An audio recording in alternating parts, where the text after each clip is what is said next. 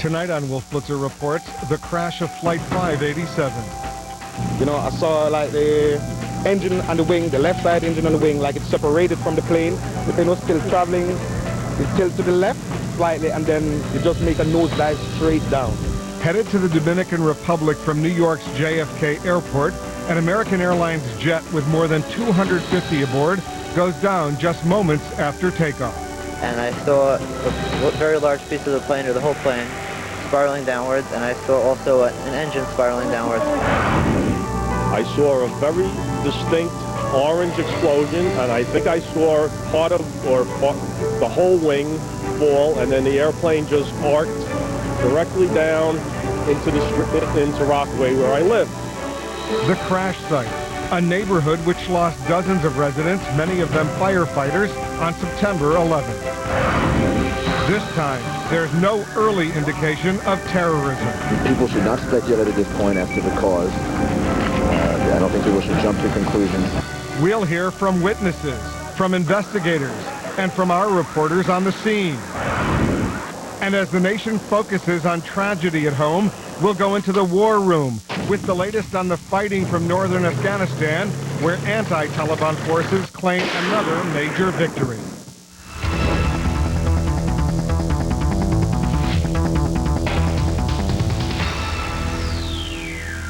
Good evening, I'm Wolf Blitzer reporting tonight from Washington. I suspect your first reaction when hearing that American Airlines Flight 587 crashed shortly after takeoff from Kennedy Airport in New York was probably just like mine. Oh my God, here we go again. But with each hour that passed, top federal officials emerged to insist they had absolutely no evidence of terrorism. The National Transportation Safety Board has been designated the lead investigative agency, not the FBI. Still, officials are being very cautious. No one knows why this plane crashed, and as many officials have pointed out during the course of this very traumatic day, initial accounts are often very wrong. Officials don't know why that airline crashed, and what is known, though, is that the tragic toll is significant. It went down in a Queens neighborhood which suffered terrible losses in the September 11th attack on the World Trade Center. Let's first of all go live to CNN's Jason Carroll in that New York community of Rockaway in Queens. Jason? Well, Wolf, let me bring you up to date in terms of what we know. There are a number of emergency crews that are still out here. The focus at this point, Wolf, is recovering the bodies. We're told that 6 people, as many as 8 people are missing from the ground. 225 bodies have been recovered so far by emergency crews that are out here. The mayor says there is no definite conclusions in terms of the cause of this accident. Witnesses that we've talked to, and Wolf, as you know, we've been out here ever since this morning. They tell us at first they heard some sort of a loud noise. One woman said it sounded like a sonic boom. In fact, she thought it was perhaps a Concorde taking off from JFK Airport, which is located about 5 miles from this neighborhood. Once again, they heard some sort of a loud noise, and then when people went outside to find out what it was, they saw a plane that appeared to be on fire. It broke apart and then crashed into the neighborhood. I heard a loud crackling noise, and I looked up and I saw the left engine coming away from the plane. You actually saw it separate? Yes, I saw it coming away from the plane, and I saw a lot of debris coming from behind it. Was the plane flying upright at that point? Had it veered? It was still flying upright, yes. It immediately veered over to the right, and it came nose down, only a block away from where I was working. This evening, the Coast Guard was able to release some video of what they were able to recover from Jamaica Bay, which is located not too far from this neighborhood. Several parts of the plane, including part of the tail section, was recovered. The NTSB has indicated that the flight data recorder was covered as well, but they did not indicate from where it was recovered.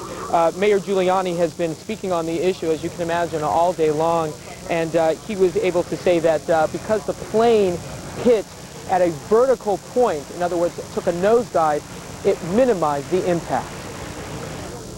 The city has to keep going forward. The people of this city are the bravest, the strongest, the most determined. We're going to keep moving forward, and we're going to help the people that were injured. We're going to help the people that have had losses. And the president, when I spoke to him, said New York City is really being tested. And I said, that's correct, it is, and New York City will pass the test. This is a neighborhood, Wolf, that has already had to deal with so much.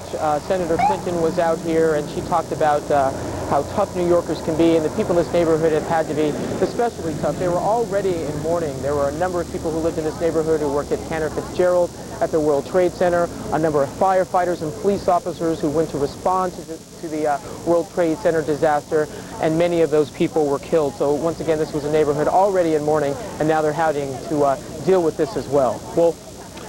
Jason Carroll in Queens, thank you very much. So far, investigators are treating the crash as an accident. They've already taken possession of a key component of the aircraft. Joining me now, CNN's Kathleen Koch. She's following the investigation. Kathleen?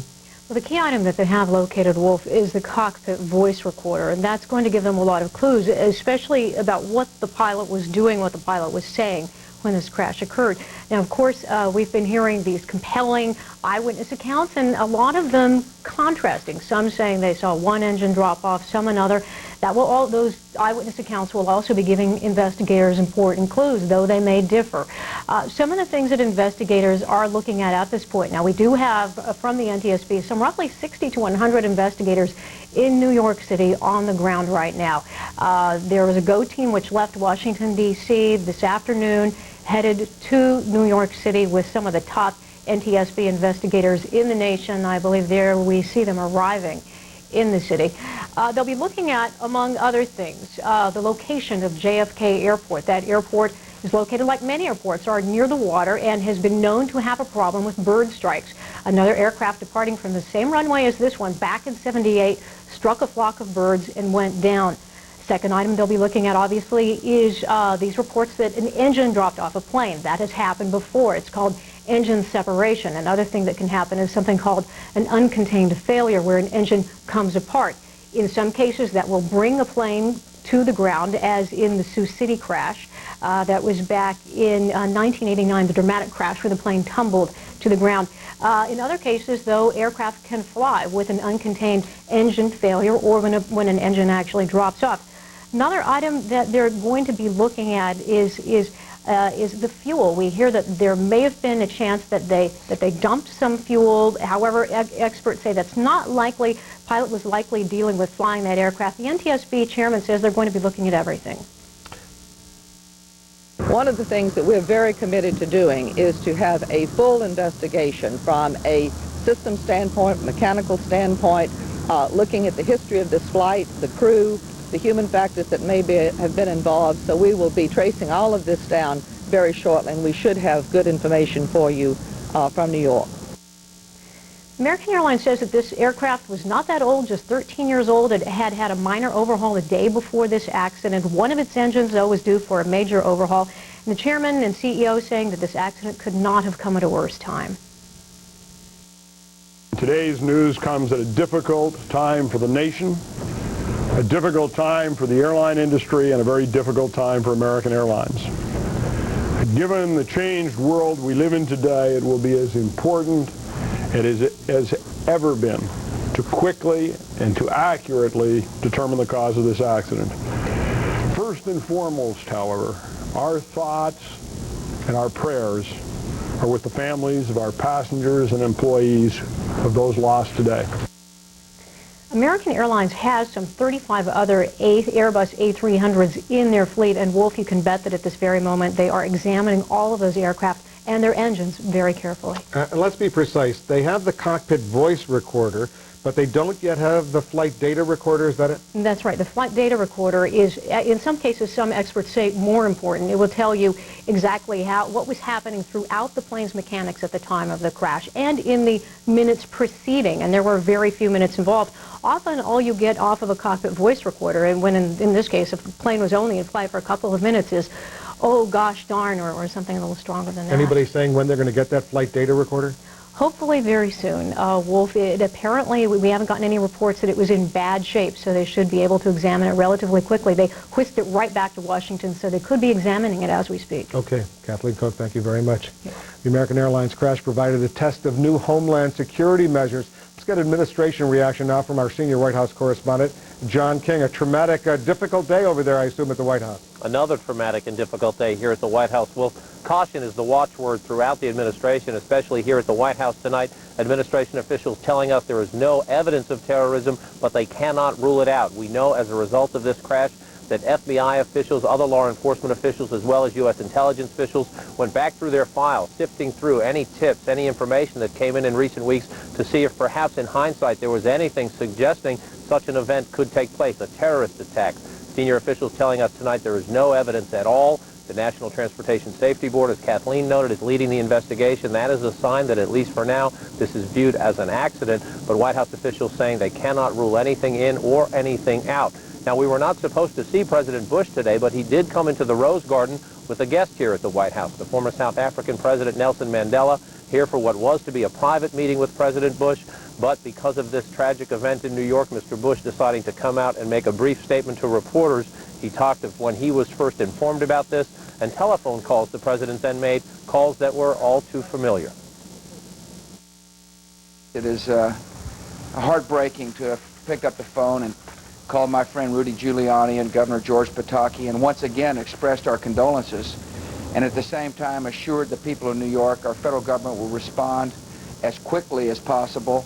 We sent our FEMA teams over, the FBI is over there, and this investigation is being led by the National Transportation Safety Board to make sure that the facts are fully known to the American people. Now again, officials tonight saying no evidence of terrorism, but in the moments immediately after this crash, fighter jets scrambled by the Pentagon across the country to patrol the skies over the United States, up and down the Atlantic and the Pacific coast as well. That done as a precaution. A debate within the administration over whether to shut down the entire airport network. In the end, the administration decided against that. Mr. Bush, we are told, being updated as information comes in from the field. He continues to go about his business, a very important meeting here tomorrow with the Russian president. But once again, Mr. Bush forced to deal with tragedy, and again, that tragedy up in the New York area. Wolf?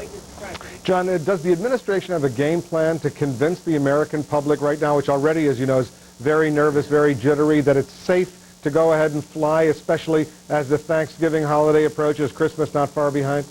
Well, Wolf, the president just the other day had an event here at the White House in which he announced more National Guard troops out at the airports to provide additional security in an effort to boost confidence for the holiday season. Ticket sales are down. This has a psychological impact on the country. It has an economic impact on the country. Obviously, one of the major concerns here is that this will deliver another blow to consumer confidence in the safety of flying. Still, the White House Press Secretary Ari Fleischer saying the president stands by his positions that Americans should go about their business and that they should travel for the holidays or for business for that matter. But certainly this, another very difficult hurdle for the administration. The president keeps speaking of people getting back to normal or as close to normal as possible. They know here at the White House an event like this, even if it is an accident, seems strange to say even if it is just an accident. That is the environment we find ourselves in since September 11th, will once again cause people to question airline safety. John King at the White House, thank you very much. And shortly after the crash, grief-stricken families and friends of the victims began gathering at a Ramada Plaza hotel near JFK Airport to get information and to start getting some counseling. CNN's Hillary Lane joins us now live from that hotel with more. Hillary, give us a sense of what's going on over there. Well, Wolf, at the site, they have recovered at least 225 bodies, and they've made quite a bit of progress in notifying the families. But as you said here, the Ramada Plaza on the grounds of JFK International Airport is the main site for families to come to receive grief counseling, to stand by for any information that might be available. And they have been arriving all day. The Red Cross getting here just about 20 minutes after initial word of this accident spread, and then the families began trickling in, coming over from the terminal by bus here to this hotel, where they have been brought inside and been offered anything that they can be offered that could help their needs at this point. They've really been trying to keep the media out of the hotel. I had the opportunity to go in very briefly, and you can't help but feel the pain when you walk inside those doors and you see people all over hugging each other, trying to console each other. The room is very warm, and you feel it. You can't help but feel it. The main ballroom at the hotel here is where most of the counseling is going on, someplace we did not go inside. But here is how one of the Red Cross mental health specialists described what was happening there. Some are in shock and they are silent. Some are outwardly crying. And It's the complete range of emotions that all people experience when something tragic happens, when you lose a family member and you lose them suddenly. You are in shock. If you try to imagine the feelings, this was a very tight-knit community, the Dominican community here in New York, and many of these families accompany their loved ones to see them off at the airport. So many of these relatives saying goodbye to people and then finding out just moments later that a plane had crashed. So they came here in a complete state of disbelief. I spoke with one of the gentlemen outside who lost his brother. I can't believe it. I say, oh my God, once again. So it's a tremendous state of disbelief and shock and pain. That is how the scene inside is being described to us. That is what the relatives we've been speaking with are saying. The same sort of situation in the Dominican Republic, where people are still so far away trying to get any sort of information and standing by. Donald Carty, the CEO of American Airlines, held a briefing a while ago, and he said they have set up a special hotline and received 25,000 calls already. A tremendous, tremendous number. And as Mayor Giuliani said earlier today, the death toll from this accident exceeds the death toll from TWA Flight 800. Wolf? Hillary Lane in New York, thank you very much. He's outside John F. Kennedy Airport at a hotel there. Meanwhile, the delayed American Airlines Flight 587 took off this morning from JFK, bound for Santo Domingo in the Dominican Republic, with 246 passengers and 9 crew members. When news of the crash broke in that Caribbean country, distraught relatives of the passengers crowded Santo Domingo's airport, begging for word of their loved ones and hoping, of course, that the news that they heard and saw was not true. The country's ambassador, Roberto Valentin, says he believes 90% of the victims were Dominican. Coming up, what went wrong aboard Flight 587? I'll ask Robert Mangum, a retired American Airlines captain who flew that very same route. Robert Francis, a former top NTSB official who investigated the crashes of TWA Flight 800 and ValueJet Flight 592, and airline industry expert Daryl Jenkins. Stay with us.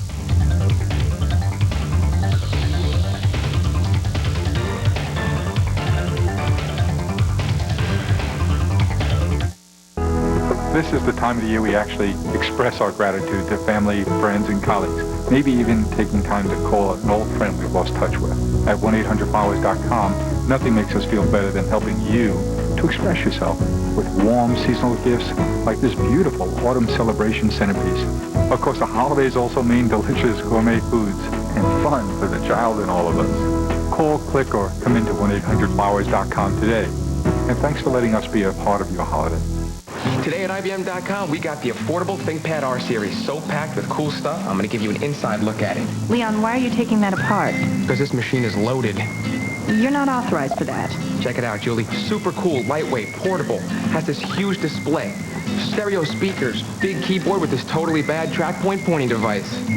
Do you have any idea what went into building this machine? Certainly do. Check out this chip. Intel Celeron processor, 900 megahertz, 128 megs of RAM, 10 gigs of disk space, Windows XP, $1249. One heck of a deal. Leon, you're going to put this back together, right? Of course I am, Chris. Yeah. Get your fully assembled and warranted ThinkPad R series with the mobile Intel Celeron processor. Order today for $1249 and you can get a printer or scanner free.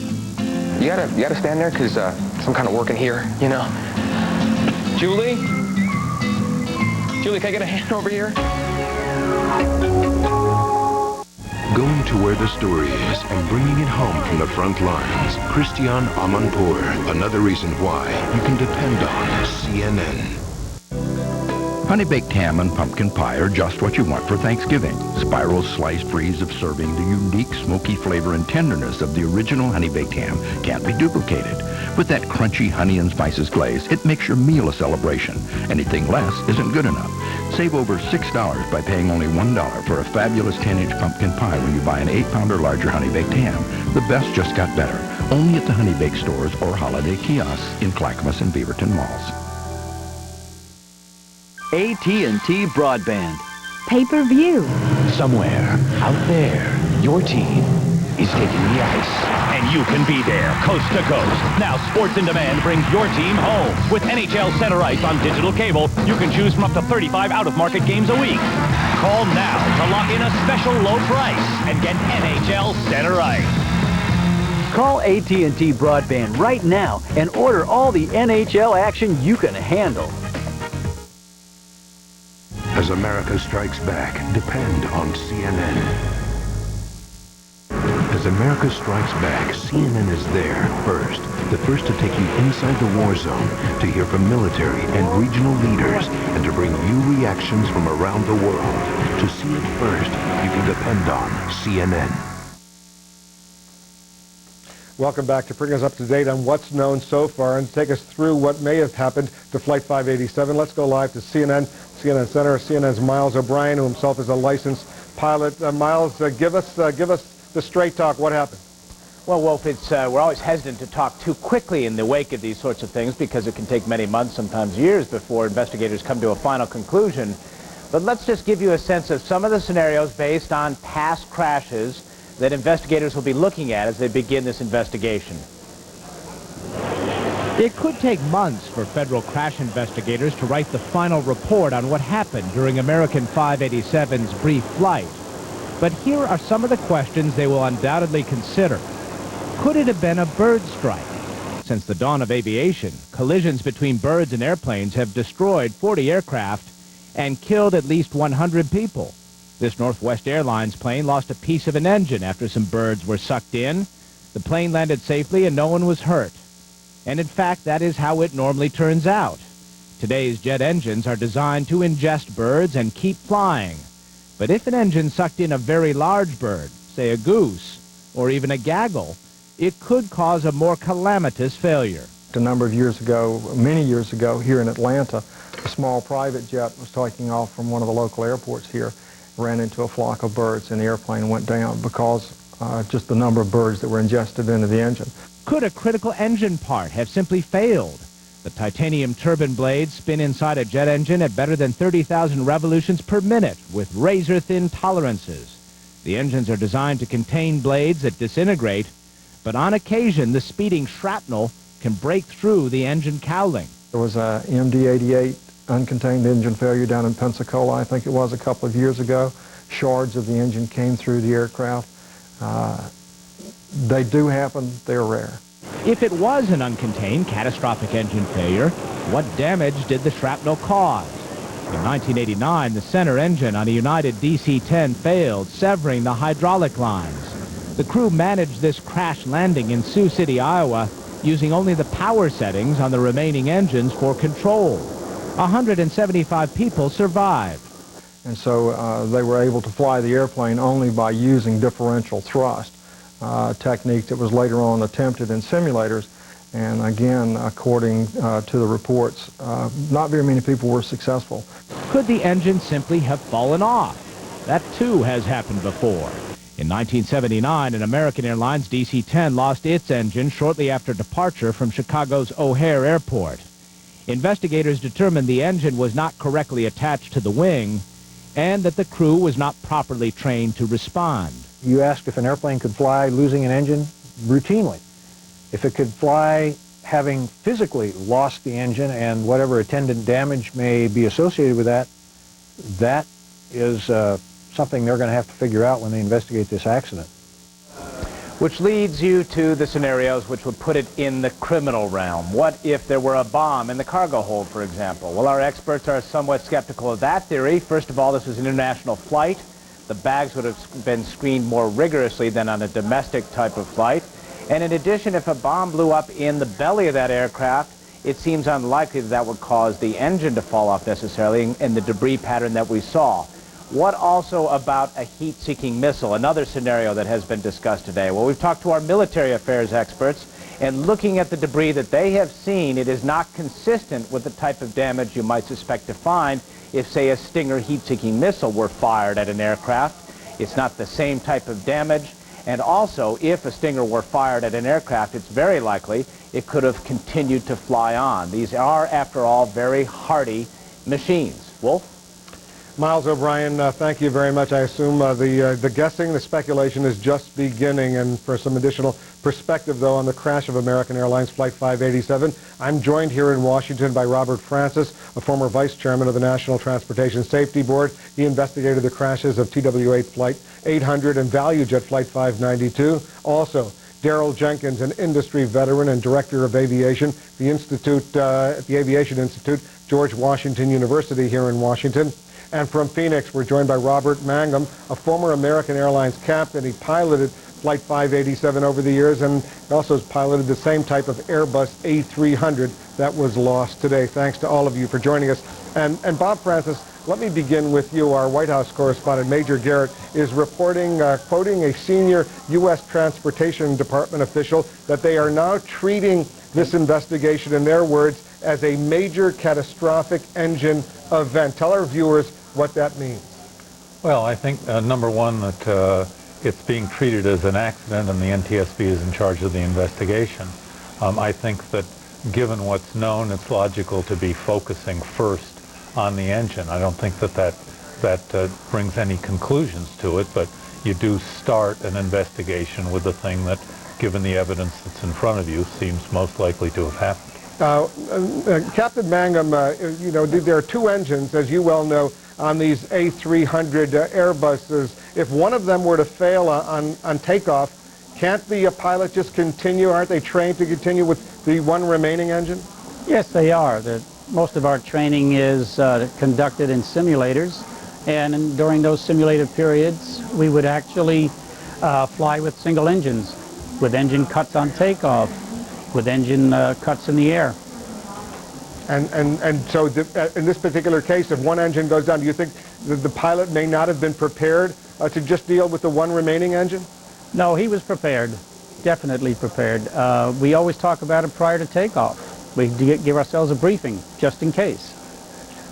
Well, let me ask Daryl Jenkins what his initial preliminary read on all of the sketchy information that we've been getting so far. What's your take so far, Mr. Jenkins? Well, I think the word is exactly as you've said. It is sketchy. We have not enough information at this time. And for us to be drawing very specific conclusions given the lack of data would be very responsible or irresponsible on any of our parts. Bob Francis, as you well remember from the crash of TWA Flight 800, that took off also from John F. Kennedy Airport. Initially, there was a lot of speculation about terrorism, a bomb, a missile. In the end, it was a fuel tank. Right. Give us a sense of what investigators are looking for right now, especially since they have recorded the cockpit voice. They have recovered the cockpit voice recorder. Well, I think the two recorders, obviously, this is a pretty recently built aircraft. The recorders will be recorders that have a number of parameters and will be very helpful on the flight data recorder. But I think if the focus is going to be on engines, as it looks like it will be, then they'll be looking at the inside of those engines to see if there is evidence of a bird strike, if there's evidence of an uncontained engine failure or a fan blade being thrown. So that's the kind of thing that professional engineers will very quickly be able to determine. And those were both GE engines. Captain Mangum, you've flown that flight many times from John F. Kennedy Airport to Santo Domingo on an Airbus 300. Is that seriously, is that a serious concern? Birds getting swept in or sucked in to those engines? Could that have caused this problem? Yes, I think it could have. It's a known flyway, and especially this time of the year, when the geese are traveling south, we do see more birds in the vicinity of that Canarsie Bay area. What about that, Mr. Jenkins? What do you think about the possibility that birds or a flock of birds or maybe even one bird could have caused a disaster like this? I think the NTSB is very orderly. I think they're methodical. I think they will look at a number of different scenarios like this, and when they have all of the data, I think they'll draw a very sound and good conclusion. Bob Francis, if birds are a problem at John F. Kennedy Airport, can't the government do something about getting rid of that problem? It's enormously difficult. The bird problem has been around, as was indicated previously, for a long time. And the practicality of getting rid of birds, and here we're not even talking about the real proximity of the airport. We're talking about 2 minutes away from the airport. So to be talking about an aircraft that's in several thousand feet above the ground and getting rid of birds is probably not something that's very practical. Captain Mangum, in all the years that you were flying and still continue to fly, have you ever had a problem, a serious problem, with a bird that could have caused a huge jet engine like that to fall off? I've been struck by birds before, but fortunately for me, they never hit any of my engines. And if they do, are you trained, are pilots generally trained to deal with a bird being sucked into an engine? We're trained to deal with the engine failure. That would have been the result of a bird strike, yes. Let me bring back Mr. Jenkins, sabotage. Of course, a lot of people, even though the government is insisting there's no evidence of sabotage or terrorism, a lot of people are going to conclude, well, it's too close to September 11th, almost exactly 2 months to the day that this is an airport that was used, of course, on September 11th. They're just going to automatically assume the worst. How do they determine, when all is said and done, what the cause will be, at least conclusively to the American public? Well, I think, like I said before, the NTSB is very orderly. They will look at the, on the engine, they will look at which way the metal was bent. They will be able to tell if the explosion was from inside or outside. I think sabotage is one thing that if it did not happen, they will be able to rule out very rapidly. What do you think about that, Mr. Francis? I think this is obviously something that we went through in great depth with TWA, and if there's sabotage, if there's a bomb, if there's a missile, whatever it is, there is evidence on the airplane, physical evidence, and there are people who are trained to be able to say that was a missile that hit or that was a bomb. So I think that will be resolved pretty quickly. One of the advantages here is that this aircraft landed on the ground rather than in the water, so that recovery of the crucial pieces of aircraft is probably going to be faster and easier to do. You remember, of course, that TWA Flight 800 crash. You were there. You were on the scene. What's the major difference so far in only these early hours of this investigation and that investigation? Well, I think that one thing is that there's a lot less speculation about this being some sort of a criminal act, and I think that there's probably an acceptance to a certain extent here that this was some kind of an accident, and that the psychology of the whole thing is a good deal simpler. And I would say one of the things, you talk about differences, one of the things that's the same and is struck me when just a few minutes ago is that this is the same Ramada Inn to which the families of the TWA victims went. It seems a lot of sad history going on at that hotel. Captain Mangum, you've flown that route between Kennedy Airport, Santo Domingo. Is there anything unusual about the plane, the flights, the passengers that normally take that flight that raised any suspicions whatsoever in your mind upon hearing the sad news this morning? No, it was a wonderful flight for me. I enjoyed it. I enjoyed the people, our passengers, down to Santo Domingo. It was just a normal trip for any American Airlines captain. All right, Captain Mangum, I want to thank you very much. Bob Francis, I want to thank you, of course, and Daryl Jenkins. Thanks to all three of you for your expertise in dealing with a very difficult story. Meanwhile, the situation in Afghanistan is changing rapidly. We'll go live to the front lines where anti-Taliban forces are on the move. We'll also go into the CNN war room. We'll talk to our CNN military analyst, retired General David Grange, and the former U.S. ambassador to NATO, Robert Hunter. Stay with us. Hi, Fred. Looks like IT will be jumping through hoops again today. Fred, I sent out an email about the email being down. I opened that virus just like you told us not to. Hi, Fred. Looks like another all-nighter. Sorry. At CDW, we understand what it can be like in IT. That's why you get computing solutions from your highly trained account manager and services designed to make your day a little easier. What's wrong, Fred? We're only asking the impossible. CDW, computing solutions built for business. Another airline disaster shocks the nation. Tonight, a minute-by-minute account of the crash of American Airlines Flight 587, plus eyewitness accounts on the point at 8 Eastern. You can depend on CNN tonight. Introducing the best America Online ever. New version 7.0. It's better, faster, and easier. It's like a click and you're connected. 7.0 is fast. It's got all the new features. It's just so easy. All new AOL version 7.0. Welcome. It's everything you love about America Online. You've got mail. Now with cool new features and places to go. I I'm falling in love with the new features. 7.0 is the best. Don't be a chicken, it's easy. America Online, new version 7.0. So easy to use, no wonder it's #1. Call 1-800-4ONLINE. Mr. Smith, your wife called to remind you to send your son's tuition check. Yeah, this is the roofing company. The estimate to replace your roof is $12,000. Bob, this is your stockbroker. You really need to call me right away. Need fast cash for some big bills? Apply for a second mortgage with a no closing cost option from ditech.com. Use the cash for any purpose and end up with one low monthly payment. Apply online or call now, 1-800-71-FIXED. Running a small business is all about pursuing a dream, making your mark, finding new ways to get things done. Sprint understands, and they have some new ways to help your business succeed, like data services backed by guarantees. They call it the Sprint Small Business Promise. It says that their data services will be among the most reliable in the business.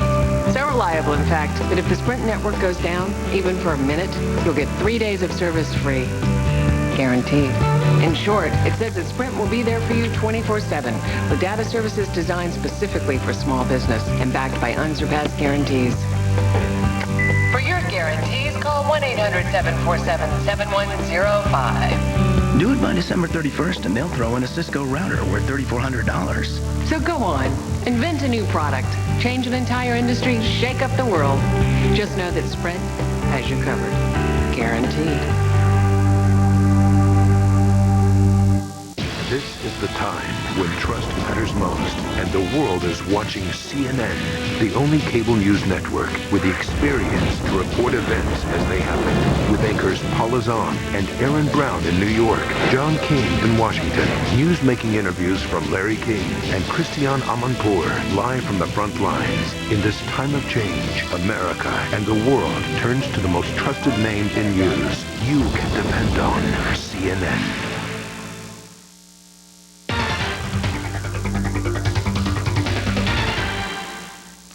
Welcome back. Significant developments on the war on terrorism as the Northern Alliance gains ground, claiming yet another major victory over the Taliban. CNN's Matthew Chance joins us now live from Jebel Siraj with details. He's in northern Afghanistan. Matthew, give us the latest. That's right, Wolf. Dramatic gains here by the Northern Alliance in northern Afghanistan. There's been so much anticipation over the past few days and the past few weeks about when the advance on Kabul, the Afghan capital, would come. Now it seems to have happened so quickly. Was the resistance? Certainly we're having reports of some significant Northern Alliance casualties, but it does seem, in all honesty, that any resistance that was met by the Northern Alliance forces in their push over the Shamali plains towards the Afghan capital was quickly overcome. Their forces now just 6 kilometers, about 4 miles from the gates of the city itself. Now, of course, the Northern Alliance was supported in their advance by intensive airstrikes from the US-led coalition. The United States, at the same time, has urged caution for the Northern Alliance, saying it shouldn't enter the gates of Kabul itself. For its part, the Northern Alliance has said it will indeed wait outside Kabul before it goes in for some kind of political agreement to be forged to bring together all the diverse ethnic groups in Afghanistan in some kind of power-sharing agreement for a future government of Afghanistan. So it's going to be very interesting to see if the Northern Alliance will resist the temptation to go into the city, of course, their ultimate military prize, or if they will indeed wait outside the gates of Kabul, as they said they will do. We're watching that situation very closely, Wolf. And Matthew, is there much dissension, if any dissension at all, within the ranks of the Northern Alliance about this decision not to actually go into Kabul, take the capital, assuming, of course, that they could take the capital from the Taliban? Well, I think there is some sort of a split. There's been a military instinct all along on the part of the Northern Alliance to try and push ahead, to keep on attacking, to keep the Taliban on the run now that they're down. And that military wing of the Northern Alliance, if you will, has been pushing to go ahead and go straight into Kabul and seize that their ultimate military objective. There's also the political leadership, with perhaps more sensitivity to the diplomatic realities of the world, more sensitive to what the United States-led coalition wants, what the international community at large wants. We're watching very closely to see which wing of the Northern Alliance prevails, whether it will be the military hardliners or whether it will be the political leadership who have been expressing diplomacy in the past few days. Matthew Chance and Jebel Siraj in northern Afghanistan, thank you very much. And let's also get some Washington reaction to these latest very dramatic military moves. CNN national correspondent Bob Franken's over at the Pentagon. He joins us now live with that. How are they reacting to all of this, Bob? Well, first of all, there's sort of an underlying smile of satisfaction on the part of the military planners here at the Pentagon. Remember, it was just a few days ago that their conduct of the war and their alliance with the Northern Alliance was being questioned as a policy that maybe wasn't working, that they weren't prosecuting the war. Of course, now that is out of the way. But with some success comes a whole host of problems, not the least of which is the problem of the Northern Alliance deciding to ignore all the pleas from the United States and others and to go into Kabul. The Northern Alliance is not considered representative of the entire country, and the U.S. is trying still to put together some sort of diplomatic effort that would, A, not be a group of people that doesn't have support of the entire country and the region, but B, would also not look like a U.S. puppet. So it's a complicated dance that they're dancing right now. And Bob, tell us about word that you're getting about possible U.S. forward air base in Tajikistan, just north of Afghanistan? Well, you'll recall, Wolf, that after the meetings in Tajikistan between the defense secretary and officials there, it was decided that engineers would go into 3 air bases and decide if they were usable and what kind of purpose they might be used by U.S. forces. Of course, Tajikistan is right on the northern border with Afghanistan. Well, engineers have decided that one of them can be useful. Now they're going to have to decide exactly what planes they put there, but obviously that puts U.S. planes very close to where the action is, makes it much easier to consider the bombing runs, humanitarian relief, all of those types of things. And while I have you for a moment, Bob, as far as the American Airlines crash today, you got word that some U.S. military aircraft were scrambled in the immediate aftermath of that crash? Well, of course, we know that U.S. jets have been routinely flying over cities like New York, as they were today, and like Washington. But they are scattered around the country, and when this happened, the jets that have been sitting on the airstrips with their crews no more than 15 minutes from getting to the air, an undetermined number of them went to the air. They flew around for several hours until it was decided that it was not necessary to reinforce the homeland defense that was already airborne. Bob Franken at the Pentagon, thank you very much. And just ahead here in the CNN War Room, the former U.S. Ambassador to NATO, Robert Hunter, and CNN military analyst, General David Grange. They'll join us as we look at today's very dramatic advances of the Northern Alliance. Stay with us.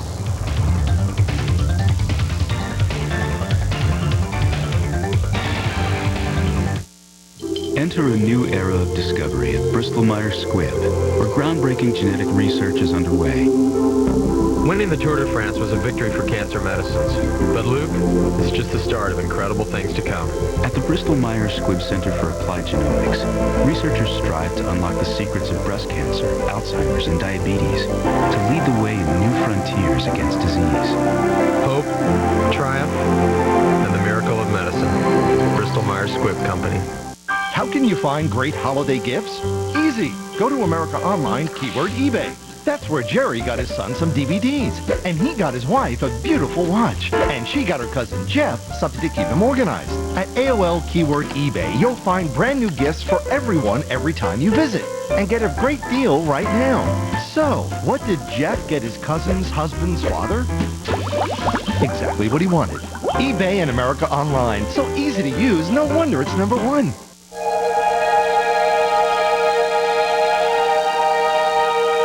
They say the new car has powers magical. They say once you sit inside, you turn into a different person. In this car, I wish to ride. The all-new Lexus ES 300, a new world of luxury.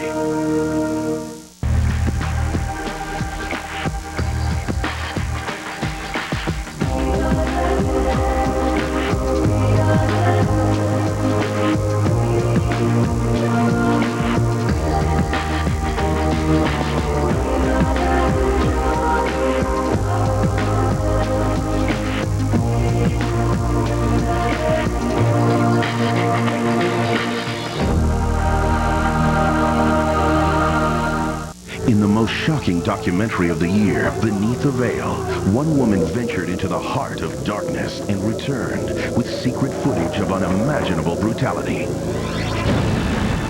Now, after the attacks of September 11th, Syra Shaw risks her life to return, and her journey will amaze and inspire you. Don't miss the extraordinary sequel to Beneath the Veil, CNN presents Unholy War, exclusively on CNN, Sunday 7 Eastern, 8 Pacific. In a world that changes by the minute, turn to CNN Headline News. Keep an eye on the future with updates on America's new war. Donald Rumsfeld attempted to put that criticism to rest. While you focus on today with the latest in business, technology, weather, and sports. And the NFL's request to play the Super Bowl. In a changing world, we're here when you need us. CNN Headline News. News 24/7.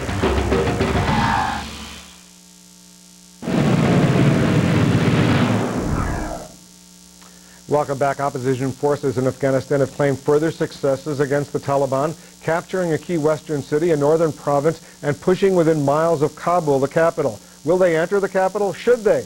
Joining me here in Washington is Robert Hunter. He's a former U.S. ambassador to NATO and a Middle East advisor on President Carter's National Security Council. And from Chicago, the retired general and CNN military advisor, David Grange. He's a former Ranger, Green Beret, former commander of the the Army's 1st Infantry Division. General Grange, thanks for joining us. Let's talk first of all about these latest advances. How significant are they?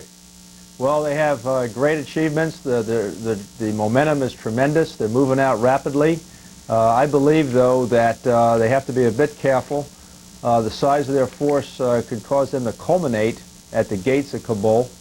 They have a lot of tough terrain where they left pockets of resistance behind them and throughout the country to the north. And I have a feeling that a lot of the Taliban resistance was actually negligible because it was ordered to pull back to consolidate. So we have to be a little bit careful of how they took down those objectives. And I want to put up on the screen, General Grange, a map showing some of the areas that have been taken. We'll go to our telestrator to talk about it a little bit. Let's get to that map right now, if we can put that back up on the screen. Here in Herat, of course, the latest major city in the western part of Afghanistan that was taken earlier on Friday, Mazar-el-Sharif up here in the northern part. Remember, originally only this area was the Northern Alliance's stronghold. They've now moved down all the way just to the outskirts of Kabul, the capital. It seems like this whole area up here in the north represents a big chunk of Afghanistan, and the Northern Alliance is well on the way to taking over. That's true, but a lot of the movement of the forces have been road-bound. There's still a lot of mountainous area where they probably have Taliban outfits that escaped from the attacks on the different cities and that, and have hidden in those areas to avoid our airstrikes or to consolidate for harassing attacks on the lines of communication. So again, I just say that the momentum is great. They got great maneuver heading to Kabul, but someone should follow up and do mop-up operations of these other elements that may have been isolated behind. And as we want to put up another map, Ambassador Hunter, as we take a look at the other map of the Northern Alliance's controlled areas, and let's put that up on the screen right now. You can see this area in red all the way along here in the northern part of the country. A lot of people say that the United States is making a mistake, the Bush administration, by not allowing the Northern Alliance while they're on this offensive, the momentum, they're on a roll, let them go in, take over Kabul. That would be a devastating blow to the Taliban just before winter, just before Ramadan sets in on November 17th. Well, first, it's whether they can actually do it or whether, as the general is suggesting, the Taliban's been pulling back in order to defend the city, where air power doesn't work very well. You have to understand as well is that the United States has become deeply beholden to Pakistan, and they definitely do not want the Northern Alliance to be in command in Kabul, and who knows what might happen to our relationship there, their support for us. Third, that is important because our real objective is not really who runs Afghanistan later on, as long as somebody can and keep us from having to do it. Our real objective is getting Osama bin Laden and getting al-Qaeda. And if we get somebody in Kabul that isn't able to then do with the South, we may never get him. So the United States is trying to play this with fine tune. However, I'm not so sure you can fine-tune something like this. General Grange, let's go back to that map of showing the red area where the Northern Alliance is controlled. Let's put it back up over here. Is it fair to assume that the Northern Alliance is completely in control of this entire almost half of Afghanistan? Not at all. They've been moving so fast, like we talked about earlier, there's going to be groups of Taliban that have been bypassed. Second, I really believe that there's a consolidation phase going on here for future operations with the Taliban. We haven't seen the tough fights, I don't think, yet with the hardcore parts of the Taliban and al-Qaeda forces. The 55th Brigade is an example, and some of the more die-hard forces that may be in Kabul. If they hold up in Kabul and they don't agree to some type of a joint coalition government, then what happens? Who goes into Kabul and roots them out if you're not going to fire on the city? Ambassador Hunter, you heard Matthew Chance in the report he did just a few minutes ago live from northern Afghanistan saying there is a pretty big split within the Northern Alliance Command about whether to go into Kabul, the capital, accept the advice of the United States, the urgings of the U.S., or go in. What would happen if they were to disregard what the United States and others are telling them? They simply went into Kabul. I'll tell you, I'll be very surprised if they're able to take Kabul and they don't. After all, this is not a unified national opposition to the Taliban. And in fact, even the Northern Alliance has never been really unified. But if they can score a decisive victory in Kabul, get the Taliban out of there, then that increases the Northern Alliance's bargaining power against Pakistan, against others. So I find it hard to believe that if it were a walkthrough, that they would just sit at the gates because the United States asked them to. And these are not little cities. These are big cities. General Grange, we have a question from a viewer who emailed us with this. Let me put it up on the screen. The progress made by the Northern Alliance against the Taliban seems to have been too easy. I wonder if the Taliban might not be setting a trap for them and will wipe them out when they attempt to take Kabul. Well, again, Kabul gives an opportunity, sort of like Grozny in Chechnya. You know, once you get into a place like that, if you have to do an urban fight, it's tough. It requires a lot of infantry soldiers. You have a lot of collateral damage issues. If they want to destroy the city, like in Stalingrad or something, so be it. But I don't think that would be their intent if they want to try to win the hearts and minds of some of the other locals in the area. But then again, they may not. But as they go into Kabul, and they get closer to Pakistan, they have more tribal ethnicity in that area that is pro-Taliban. So it's going to be tougher than up in the north, I believe. If they do take it, however, they split the Taliban north and south, which would be a blow to the Taliban. But then again, we then have to deal with Kandahar. You already hear, Ambassador Hunter, some officials at the Pentagon, some military planners saying the sustained air campaign really has done the job as far as helping the Northern Alliance. Are they claiming too much credit for this from the airstrikes, or does the Northern Alliance really deserve a lot of the credit? Well, you can't tell at this great distance, but let's look at it. Until the U.S. sustained airstrike campaign, not just at targets around the country, but specifically in air-to-ground actions to support them, they weren't doing very well. They were down to 5% of the country. So it's unreasonable for them to say, if they were to do that, we did it on our own. This has been American air power really doing a job. Ambassador Hunter, General Grange, thanks to both of you for joining us. Thank and you. Things, of course, have changed since September 11th as a tragic plane crash reverberates across the nation, very much on edge. Stay with us. Making the connection between the people and issues inside the political scene. Judy Woodruff, another reason why you can depend on CNN. Accessible Solutions has a complete line of personal mobility aids, certified installation technicians, and on-site servicing, making daily navigation easier for you. Quality products such as Jazzy scooters and power chairs, Garaventa accessibility products, IMS ramp vans, Waverly Glen ceiling lifts, and Bruno stair chairs.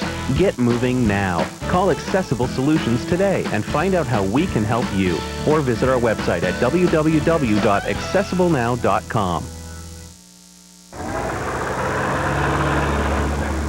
With winter on the way, it's time to get a head start on all your heating oil needs. You know, complete furnace service, tank insurance, and premium heating oil. Your first choice, Housewarmers Oil Company. We offer all the benefits of full service, except the high price, so you can't go wrong. Call Housewarmers today. Housewarmers Oil, your first choice. Call Housewarmers today for premium heating oil at a discount price. What's the most expensive part of a car? The engine? The transmission? Well, for most of us, it's the financing. And that's important to know because right now, Landmark Ford is offering rates as low as 0% on all new cars and trucks. Finance this 4x4 for 60 months, and you'll save more than $8,000 in interest alone. More than $8,000. But the program ends soon, so see us now at Landmark Ford in Tiger, just off 55 at the Haines Street exit. AT&T Broadband. Pay-per-view. The human body can survive days without water, weeks without food. But for many, the soul cannot survive the thought of life without the WWF. Live Sunday, November 18th. Call AT&T Broadband now to order WWF Survivor Series on in-demand pay-per-view. America Strikes Back. Depend on CNN. Every day we'll shine a light in this world for everyone, man, woman, boy and girl. If we all join together with belief in our hearts, we can light up the world with pride.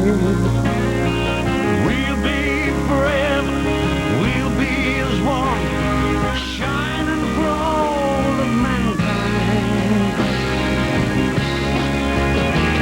When we shine as one, working together, we stand so strong.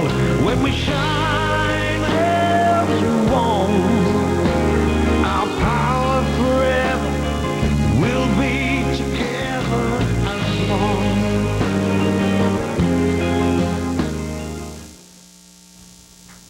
Welcome back. Here are the latest developments we're following. The death toll from the crash of American Airlines Flight 587 now stands at 260. 251 passengers, 5 unticketed infants, and 9 crew members perished when the jet broke apart and crashed into a New York City neighborhood earlier this morning. So far, 225 bodies have been recovered. Authorities have also recovered the cockpit voice recorder. That should help the NTSB investigators determine what caused the crash. At the United Nations, the Security Council paused to observe a moment of silence for the victims of the crash. It also issued a statement offering heartfelt sympathies to the United States as it faces yet another tragedy. The crash had prompted a partial lockdown at the UN because of the presence of several heads of state and prime ministers from around the world. When American Airlines Flight 587 crashed this morning, a disturbing question crossed America's still unsettled mind. Was this terrorism? CNN's Garrick Utley explains how September 11th continues to haunt the nation. A plane crashes, lives are lost, and the ripples of tragedy begin to spread. First to the neighborhood where homes are destroyed and people shattered. The plane fall, the pitch the left side and make it straight all the way down. Then the ripples of anxiety spread across a city of 8 million. The Empire State Building is evacuated. Tunnels and bridges in and out of Manhattan are closed. Airports are shut down. But overhead in a cloudless sky, you hear the sound of planes. Jet fighters have been scrambled. Are they to reassure those on the ground that someone up there is watching?